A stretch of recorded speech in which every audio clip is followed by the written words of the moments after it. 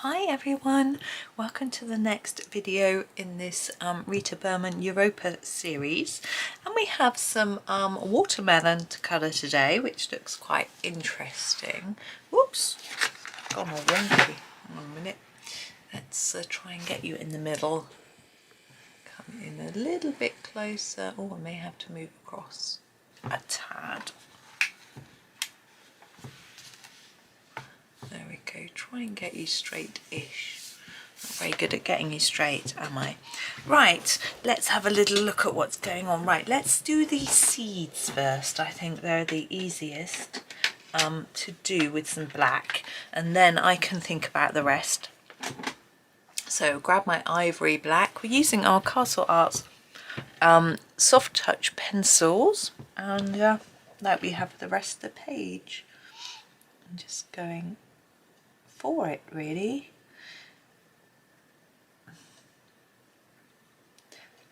I don't eat a lot of watermelon.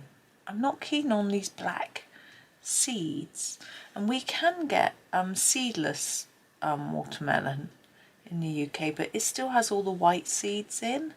I really dislike them, and I don't find watermelon has very much flavour. It's just sort of very watery. I guess the clue is in the name. I know a lot of people really like it. I guess it's refreshing. My sons like it, and we sometimes can buy it pre-prepared in cubes, so then there's no seeds in it, which makes it easy to eat.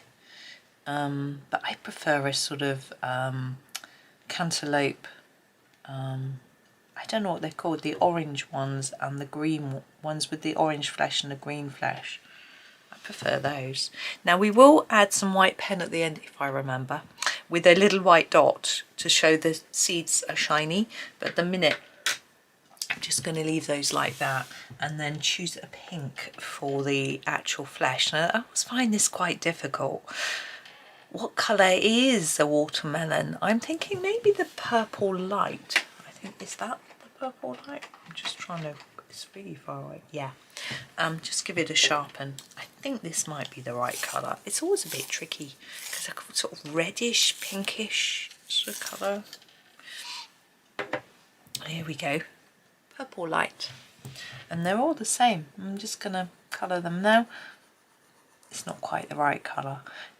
Now often with, if you look at a watermelon, you will see that there are sort of white lines through the flesh, which I've seen people try and colour in on their versions, which looks very good. So you can do that with a white pen afterwards if you want to. Just pop some lines in. I'm not going to do that. I'm just going to keep it in the pink. This isn't quite the right pink. I'm going to do the rest and then have a think whether I want to go over it with something else, but I think it's okay. And we've got these little hearts to do as well, which is quite cute. Now I think this layer is white, and then our sort of the next bit is like the skin, which is the sort of greeny outside. Yeah, I remember having watermelons in Spain. I think they were much nicer. Maybe what we get in the UK aren't so nice because, you know, imported fruit and all that. I remember having one for breakfast. We just ate a whole one between four of us. It's just so refreshing and delicious. And we ate it outside in the garden. So, you know, and the juice was splashed all over the floor. And the amount of ants it attracted, it was absolutely mad. They like the stickiness, you know, but in Spain the ants were huge. I assume it's probably the same in hot countries. Massive, like twice the size of an ant that we get in the UK. And they just form these long trails. I think we get that here too with our ants. I remember as a child, I'd drop an ice cream or something on the driveway and there was a huge pile of ants, but it wasn't such a trail, they were just all around it. Whereas in Spain you get these long trails of ants going towards various things, foods and things. I'm not liking that colour. I said I would wait and see, but no, I'm not liking. I'm going to go over the top in the Venetian red. I think this might just change the tone a bit and make it, for me, feel more like the right colour. I prefer that. It's not quite as bluey, purpley. I think that's better.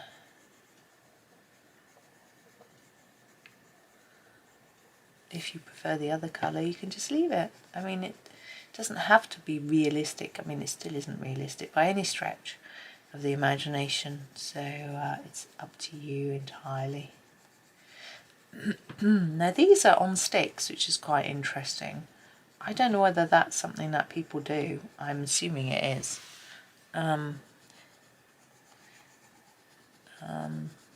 Maybe it's less sticky, but then wouldn't it dribble down the stick? Would you freeze them like an ice lolly? Or is this an ice lolly that's pretending to be a slice of watermelon? I've got no clue. Doesn't matter. Really, anyway, we can just colour in the stick and that's fine. Yeah, I think this looks better. You can colour right over the black. It shouldn't smudge too much. We did that with our strawberry, if you remember, if you've been colouring along or following along, even if you haven't been colouring. So yes, both my boys were at uni. I've been recording this. I'm trying to do quite a batch of videos in a go this morning. I didn't do any yesterday. It was Sunday and I don't know, I was just doing various things and I just didn't. Now for the green, I'm going to do a lighter green and then put a darker green in stripes. I'm just fiddling around. Hang on, I'm just moving my paper down that's behind the page because it's overlapping my swatch sheet and I'm trying to think of what colour. I think I might go for the emerald green. I've got to look for it.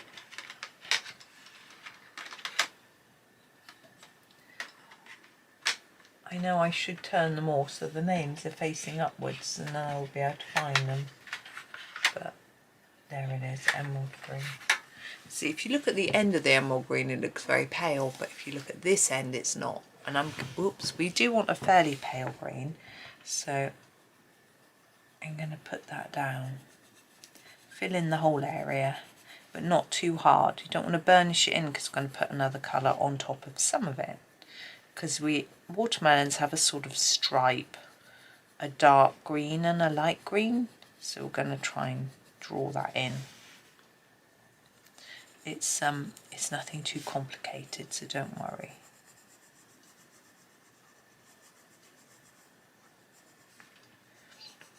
Now on the bit that I've left white, I feel that should be white, but on quite a few of these I have gone over the edge, over the lines, and it's pink. So I'm just going to grab my eraser and try to erase some of that a little bit. This bit here.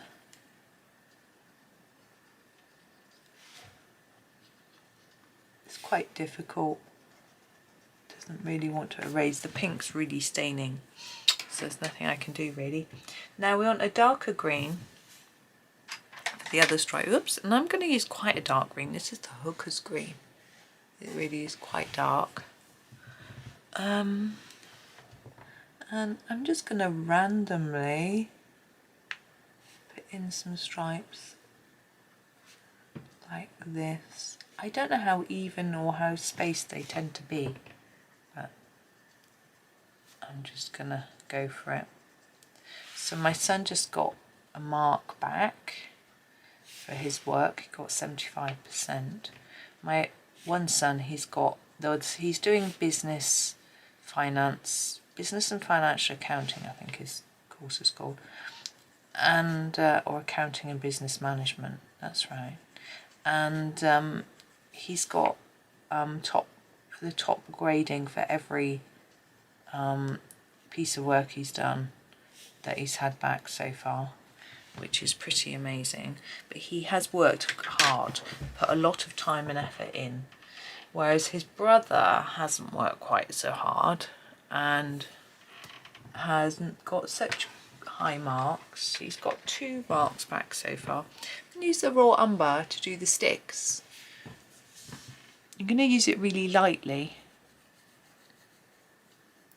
So he has got a 54 and a 55. Now a 40, between 40% is the pass mark, 40 to 50 is the lowest grade, which is a third, 50 to 60 is a 2-2,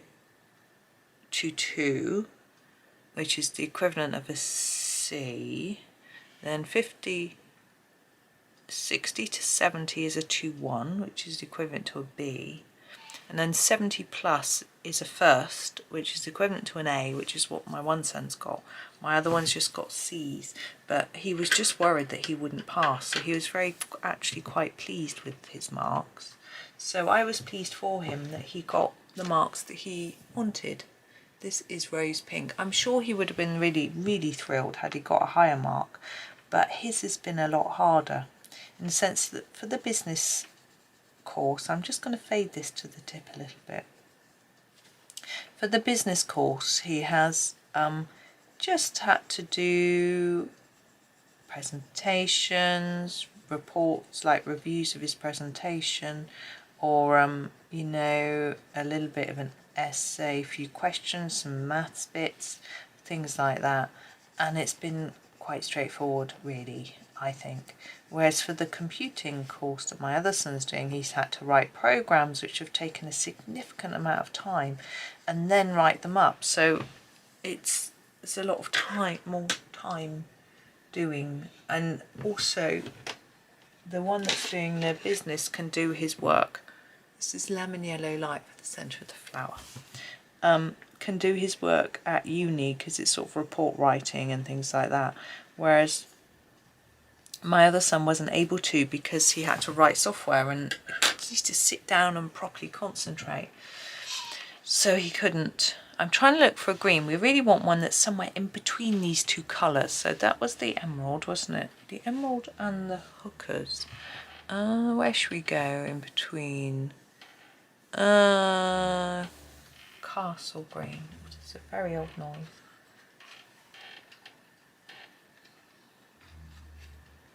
It sounds like it's not quite drilling. Where's castle green deep? Where's the castle green? Oh, there it is. I can't see for looking. Castle green. And the sharpen it. So I felt that his work was harder, but as long as he's happy with his marks, then I am, you know. And he's attending all the classes, and I don't know if he's enjoying it, to be honest, but he's learning new things, and hopefully it will help him to decide what he wants to do job-wise, because he doesn't really know what he wants to do. He knows computer-y thing, but he doesn't know if he wants to be a programmer or if he wants to do systems design, which is something he was saying to me he might do, that sort of thing. Now we've got our hearts and our background left, obviously. For the hearts, I am thinking I'd quite like to do a sort of more red, so something that stands out a little bit from the watermelon slices. So I think I'm going to go for the alizarin, alizarin, I don't know how to say it, crimson, because I think it's more intense, and I'm going to put down quite the significant layer. And the reason I've gone for this and not the vermilion is because it's a slightly pinkier red, and I think that matches a bit better than the slightly more orangey reds, if that makes sense. Hopefully that makes some sense. Yeah, it's nice to start early today with recording. I find that I sort of run out of oomph at a particular time of the day. You know, I'm much more up for doing things first thing, and everyone was out of the door really early today, and it's allowed me to get on, which is nice. Right, background. I've got no idea. I had thought pink. We've got a pink flower. We've got a blue one already. Let's have a think. We're not going to do yellow. We could do a lighter blue, more of a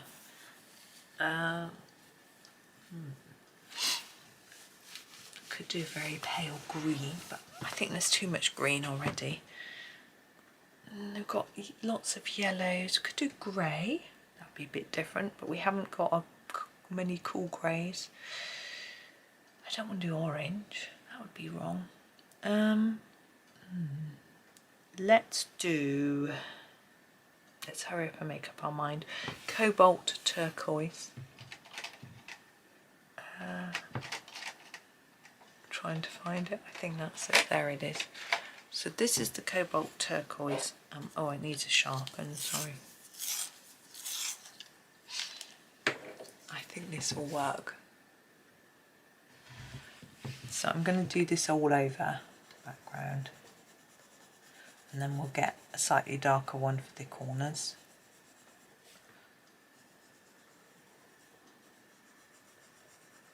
Yeah, I do like being able to get on early with my work. I'm definitely like a morning person. I want to get things done. Like, I prefer in the afternoon to edit or just colour, because in the mornings I like to sort of get on early and get recording videos done. But it's not always possible. His husband is like 9:30 now. Husband normally would have only just left, whereas because he left really early today, it's allowed me to get on. Now I can get on while he's here, but he likes to be able to say goodbye to me and things like that, and he gets very worried about if he can't say goodbye. He even if I say goodbye to him before I go, won't remember whether he's done it or not, things like that. He gets, quite flappy when he's leaving. Do you know what I mean?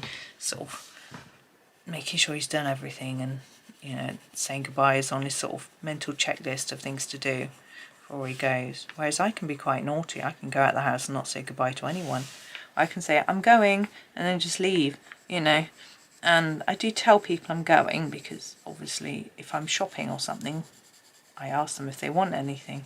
But I don't really worry about saying proper goodbyes. Perhaps that's a bit naughty. Cobalt turquoise green, I think. There it is. It's a little bit darker. We'll use it for the corners. Just giving it a sharpen. Oh, there we go. Cobalt turquoise green. So like in the other ones, just put some more here where the dots are, and then gently fade it out. It's really very similar to the colour we used already. There we go. I have been gathering ideas for videos for the future. I've had a lot of suggestions of what people want me to do from Small Victories by Johanna Basford, because they did ask.